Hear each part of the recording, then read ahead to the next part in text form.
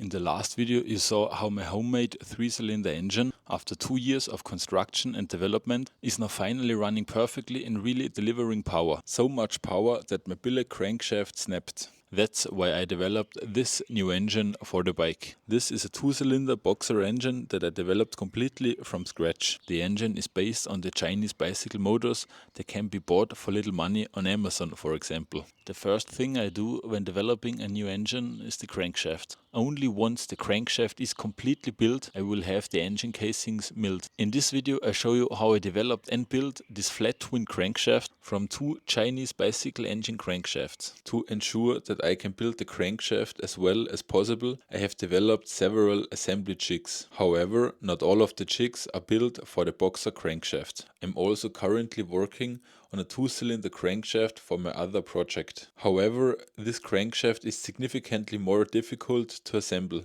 To test these jigs and gain experience in assembling crankshafts, this flat twin crankshaft is perfectly suitable for this. First, I will now disassemble the 2 bicycle engine crankshafts.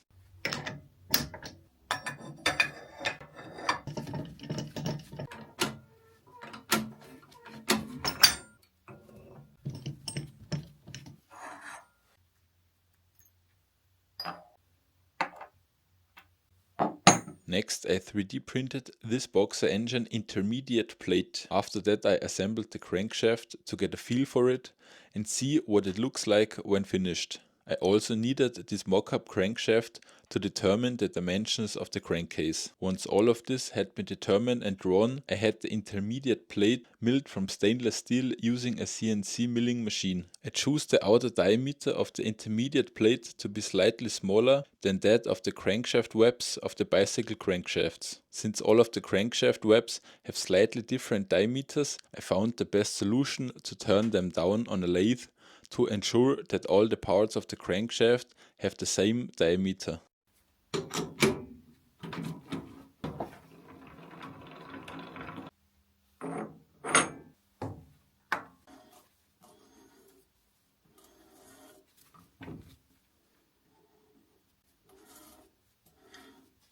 Of course, I also aligned the crank webs. This is the best I could achieve with Chinese crank webs on a Chinese lathe. So now let's turn off the crank webs.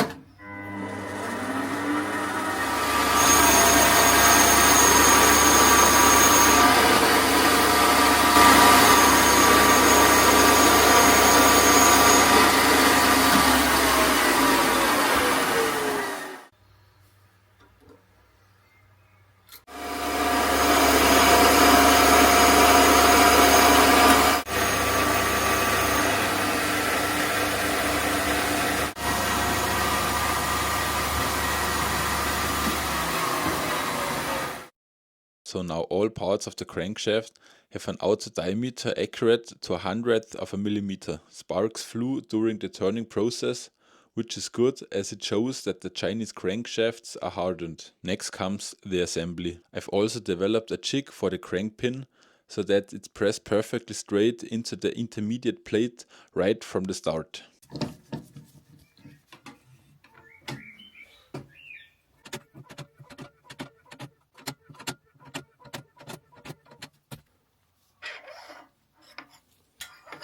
I also used a 90-degree angle to ensure that the crank pin was perfectly straight. Then I repeated all of that with the second crank pin.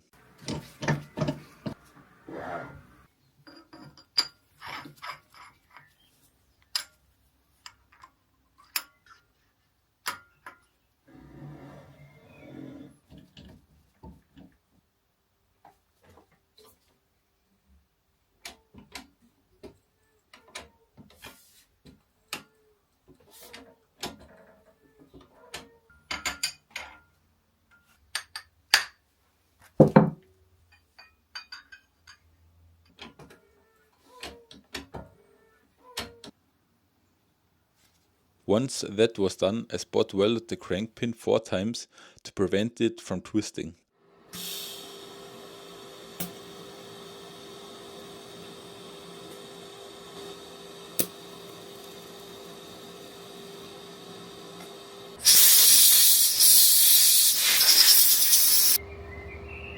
Then I welded all the way around, but only a small section at a time. After each weld I cooled the plate with air to prevent the warping. There was never a point where the plate was so hot that I couldn't touch it.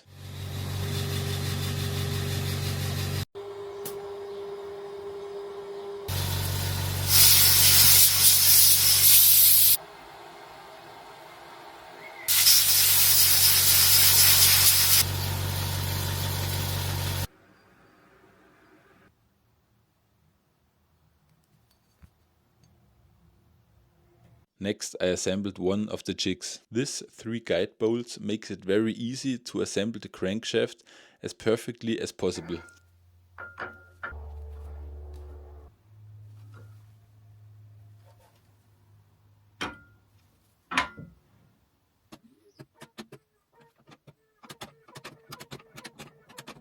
That worked really well. I also made sure to adjust the connection rod play perfectly. Next I needed another jig to assemble the other side of the crankshaft.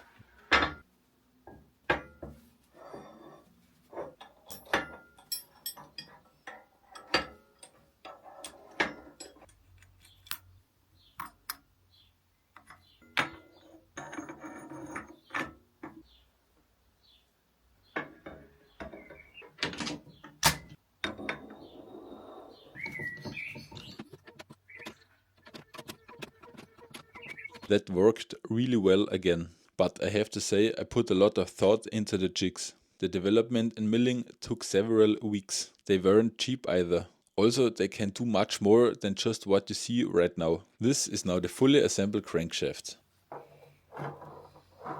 Next I need to align it.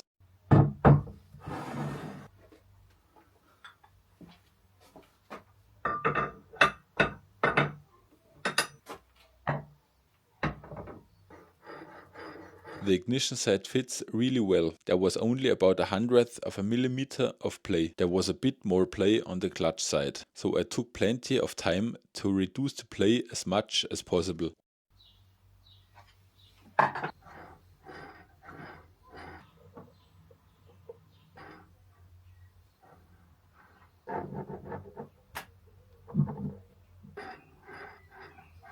Once I had finished that, I welded the crank pins to the crank webs to prevent them from twisting.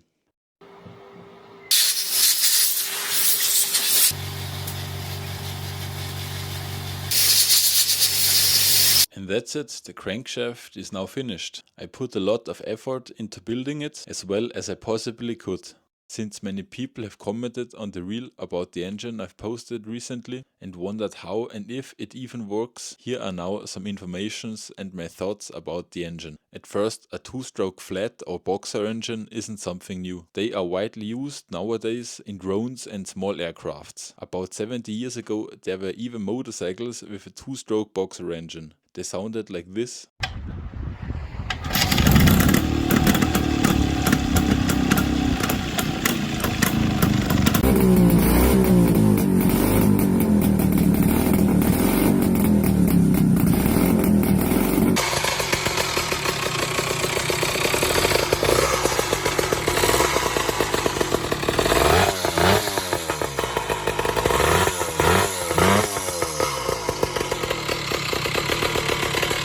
The engine sounds really interesting to me. At idle it sounds like a mix of a single cylinder and a twin cylinder engine. Under load, however, it sounds like a single cylinder engine. A big advantage is that since both cylinders are opposite each other, the engine runs very smoothly and has almost no vibrations, because in this engine layout the mass forces cancel out each other. I wanted to build this engine for a long time now, because both cylinders share the same crankcase. I find that extremely fascinating. Therefore, apart from its length, the engine is very compact. It's only about 2 centimeters wider than a single cylinder engine. The fact that both cylinders share the same crankcase and the engine actually works is only possible because each piston does exactly the same thing, just on the opposite side. For example, the exhaust port on the upper cylinder opens exactly at the same time than the exhaust port on the lower cylinder. And that's the case with every other port as well. If the crank pins were arranged at a different angle than exactly 180 degrees, the engine wouldn't run at all or very bad. There are also two different types of boxer engines. One type has only one carburetor and reed valve for both cylinders. They have the inlet directly into the crankcase. Often they have a rotary valve instead of a reed valve, like the Koenig 500 4-cylinder boxer engine, for example.